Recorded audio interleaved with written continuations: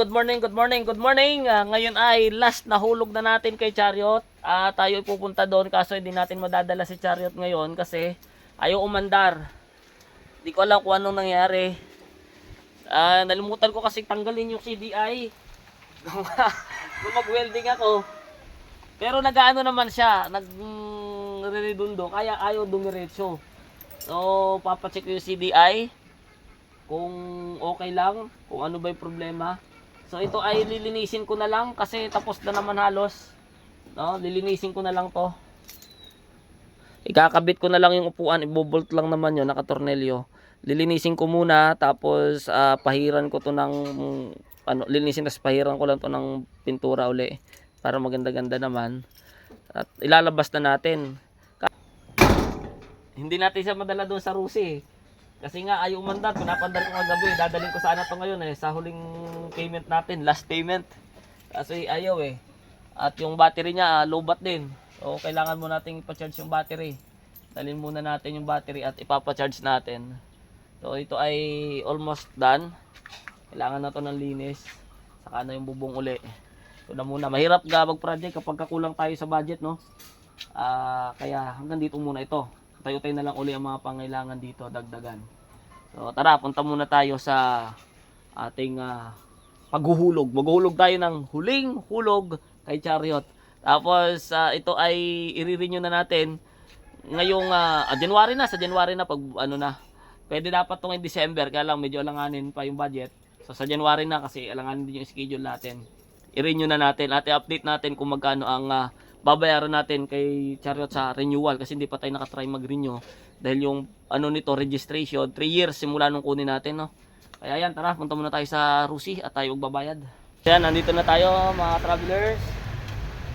At tayo ay magbabayad na ng ating last payment. Magkano ba, ma'am? Nahiya si ma'am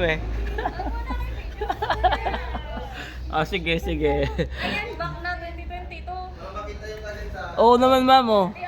Para dito kayo kumuha ng unit sa Rusi Tayabas. 4420 na lang. 4420 yun na yung last na payment natin. Wala tayong delay sa loob ng 3 years. Wala tayong delay dyan, ma'am, no? Sa loob ng 3 years. O, di ba? Good payment tayo. Good payer tayo dito.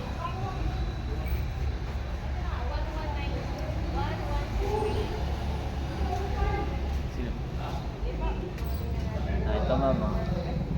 Sa loob ng 3 years, hindi po tayo nagkaroon ng delay dito sa ating hulugan kay Chariot.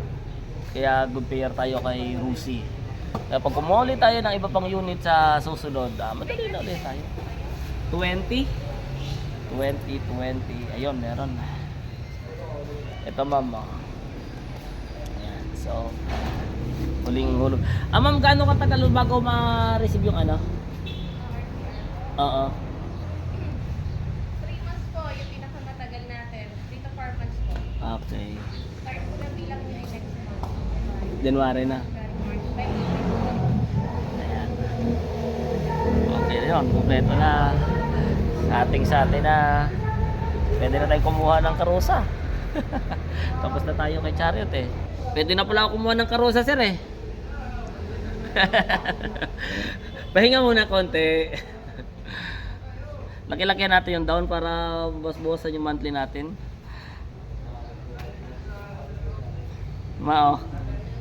May stock doon. Yan. Ganda si Karusa kasi FI na. Mas matipid-tipid. Tsaka pang pamilya-pamilya. Mas madali siyang gamitin. Mas matipid din siya kay Chariot kasi nga F5. Pero mas malakas yung makina niya kasi 200cc. So ganyan lang mga travelers. Kailangan lagi kayong good magbayad para madaling mag-apply. So pang ilang motor ko na to? Pangalawa kay Rusi, yung Macho at saka si Chariot. Tapos yung sa kapatid ko ay ongoing. Siguro nakisang taon na rin naman siya dyan sa Flex. Ganyan ang sikreto. Para hindi kayo mahirapan mag-apply ng mga sasakyan o motor. Bayad kayo na ayos So, yan yung ating huling payment. 3 months pa bago nyo makuha yung original ninyo na ORCR. So, ayan. Tingnan natin yung laman nito. Dito lang naman, no, kasi pag kumuha kayo ng bagong unit, isang susi lang ibibigay talaga sa inyo.